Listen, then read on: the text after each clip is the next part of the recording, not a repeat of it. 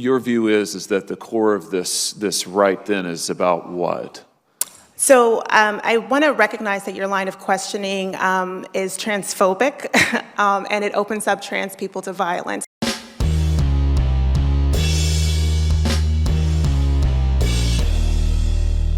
How's everybody doing? My name is Anthony Brian Logan, and today we got to talk about this ridiculous Senate hearing featuring witnesses speaking about the post-Roe v. Wade world, meaning what's the impact of the Supreme Court's decision to rescind Roe v. Wade and send the issue of abortion back to the states?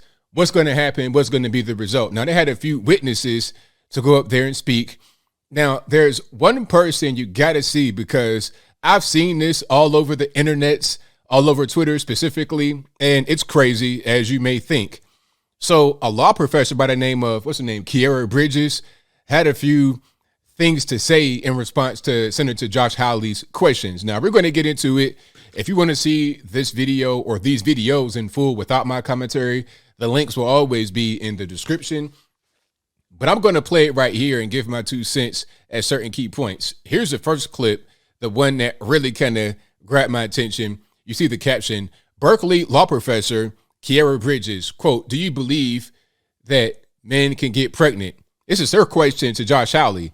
And Josh Hawley's like, "No, I don't think so." And then she's like, "See, you're denying that trans people exist."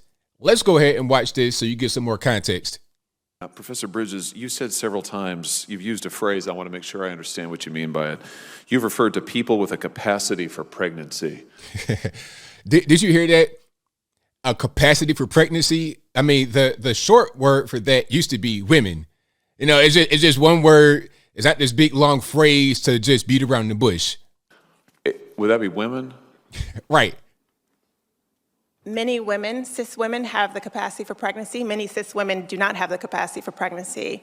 There are also trans men who are capable of pregnancy, as well as non-binary people who are capable of pregnancy. So this is a law professor, somebody that has a degree, very well educated. They're saying that you could be a man and get pregnant. This is something that is completely impossible. this isn't really a women's rights issue. We can recognize that this impacts women while also recognizing that it impacts other groups. Now, you know what? That's a good question. Is it a women's rights issue if women are not the only ones who can get pregnant? You see what I'm saying? You can't say, oh, this is something that is going to impact women when you say that it doesn't really matter what you are, you can still get pregnant, right? Because there's only two options, male or female. Those things are not mutually exclusive, Senator Hawley. Oh, so your view is that the core of this right then is about what? So I want to recognize that your line of questioning is transphobic, and it opens up trans people to violence by not recognizing them. Wow, you're saying that I'm opening up people to violence by asking whether or not women are the folks who can have... Now, I mean, okay, the question is, since it's not just a women's rights issue, then what's the focus of it? Is it women's rights? Is it quote unquote human rights? Like, what are we talking about specifically? And by him asking that question, she's saying that you're opening up trans folks to violence. That's some silly stuff. And you know what? They'll say something about trans black women or whatever they say. Trans black women, I guess that's the proper word. And all the violence that's committed against them. But what they don't tell you is that a lot of these so-called trans black women are out in the street doing very dangerous things with their body that they shouldn't be doing. And that right there opens them up to violence. Not the fact that they're transgender in general, but if you're out there on Figueroa or in Los Angeles at 2:00 in the morning, something might happen to you that's kind of violent. You understand? But we'll keep on moving. Pregnancies? So I want to note that 1 out of 5 transgender persons have attempted suicide. So I think it's important because of my line of questioning? So we can't talk about it? Because denying that trans people exist and pretending not to know that they exist I'm is denying dangerous. that trans people exist by asking you if you're talking about women having pregnancies? Do you believe that men can get pregnant? No, I don't think women can get So pregnant. you are denying that trans people exist? And that leads to violence? Is this how you run your classroom? Are students allowed to? Do you see these eyes? I mean, look, the eyes tell no lies. The eyes tell no lies. We can ignore the multiple nose rings. We can ignore that. The eyes tell no lies. I was always told if you could see if somebody has their eyes open and you could see the top and bottom of their retina, cornea, or whatever, the color part, and you can see the white up under both, that's somebody that has some serious issues mentally, okay? Are students allowed to question you, or are Absolutely. they also treated like this, where No, they're they're told allowed that to they're question me. opening up people to Oh, violence? we have a good by time in my questioning? class. You should join. Oh, I bet. You might learn a lot. Wow, I would learn a lot. I've learned a lot I just in this know, exchange. absolutely. Extraordinary. Yep. We have more. We have more. No, that was pretty cringe, but we have more. So here's another one. So Senator Cornyn says, do you think that a baby that is not yet born, let's say the day before the mother delivers, do you think the baby has value? And then she responds, quote, I think the person with the capacity for pregnancy, I mean, why not just say woman? I think the person with capacity for pregnancy, very long way to say woman, has value, and they should have the ability to control what happens. You know what they do a lot of times on the left? They change language. They change the way that you speak. They make you say things that they deem appropriate, and things that you might have said before are no longer appropriate. Okay, if I say natural born woman, that's somehow offensive. You got to say cis woman. I'm not saying cis woman. I'm saying woman. And if you are a male that identifies as something else, I'm just going to call you that. Okay, you Caitlyn Jenner, Bruce Jenner, or whatever. You are a man that now identifies as a woman. That's your personal belief, but that's not reality. And do you think a baby that is delivered alive has value? Yes. What was the pause for? Like, why pause for so long? It's a simple yes or no question. Why, like, come on.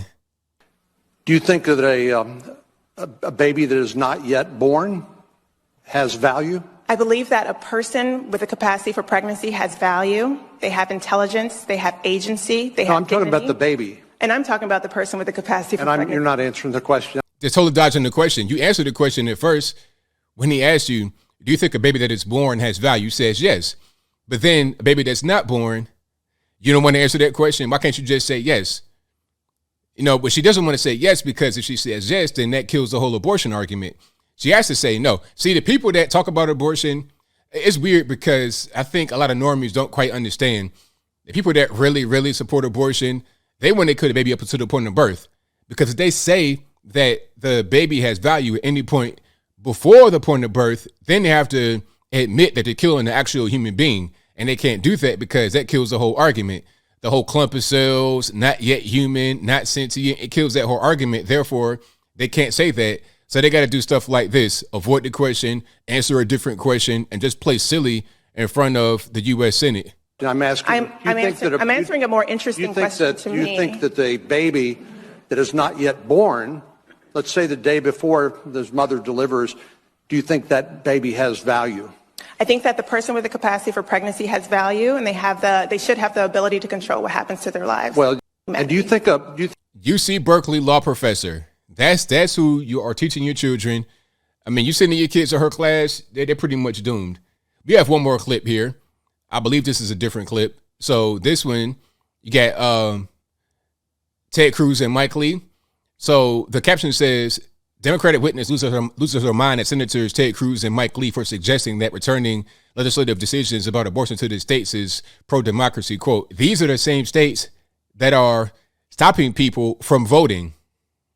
Senator Lee, Senator Cruz have talked about, this decision just Dobbs decision just returned to the elected representatives of states and people can battle it out in these laboratories of democracy as to whether they want to protect fetal life over the interest of the pregnant person. Fetal life.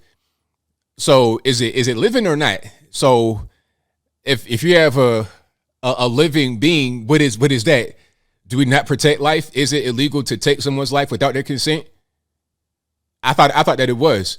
So, you know, they kind of get caught up in their own terms.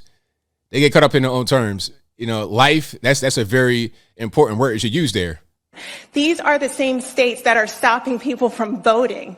Texas has the most restrictive voting laws on the books. Texas's SB 8 doesn't represent the will of the majority of Texans. Texas SB 8 represents the will of the majority of Texans that were able to vote. So in order for this to be a democracy, we have to protect voting rights. And I leave it to everyone in this room, as well as the rest of Congress, to protect voting rights so that we can be a real democracy. Senator Lee. First of all, we're not a democracy. We are a republic. That's number one. I hate that all the time. Preserve our democracy. No, we're not a democracy. We are a republic, number one. But number two, explain to me how the laws in Texas prevent people from being able to vote. It's the same story I heard about Georgia, but yet they had a record turnout after the so-called restrictive laws were put on the books. So how does that work out? How do you have these very restrictive laws that prevent people from going out there and vote, but yet you get a record number of turnout? It doesn't make any sense. They totally ignore Georgia because they can't use that argument. They talk about Texas, maybe because there's no data for that. I'm not really sure. But I want her to explain how requiring identification and simple things like that prevent someone from being able to vote. Now, are you going to say that black folks don't have ID and black folks don't know how to go to the DMV? Now you're going to be racist. So explain it to me in a real way rather than just I ask you the question and then you answer something else and totally ignore my question. But that's that. Again, that was Kiera Bridges, a Democratic witness for a Senate hearing about the post Roe v. Wade world right here in the US of A. What she's saying right there is totally crazy, in my humble opinion, and I think you guys feel the same way. But the problem is that her opinion is not necessarily uncommon in academia. And that's a big issue. You're sending your kids off to college, bright-eyed, bushy-tailed. They come back and a Antifa member, Black Lives Matter member. Is it hard to tell? The kids at the campus are acting like that. Teachers the same way. They're in a re-education center. We talk about China sending the Uyghurs to re-education camp. We send our own kids to a re-education camp. They should be getting proper education, but they're getting indoctrination. They're getting brainwashed.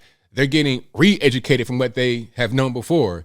They were told in third grade that a man cannot have a baby, but a woman can. Now they're saying you could be whatever you want to be and have a baby. You could be a man, a woman. It doesn't really matter. A birthing person, birth giver, a capacity for pregnancy, stupid stuff like that. That's what they're getting told right now in higher learning. This is a UC Berkeley law professor.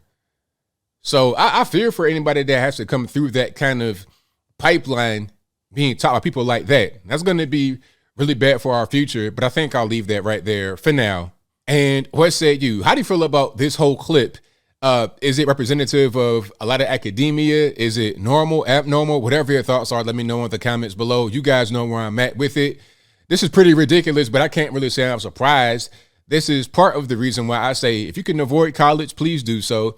And if you can avoid college, don't go to somewhere on the left coast, California. And even it's to the point now where it's all over the country. You got to really, really vet where you go, who you talk to, who you let into your area, your sphere, because you don't want to have any kind of negative influence like Miss Kiera Bridges or anyone of her ilk.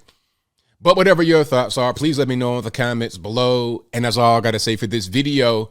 If you like what you heard, please comment, rate, share, and subscribe. Peace.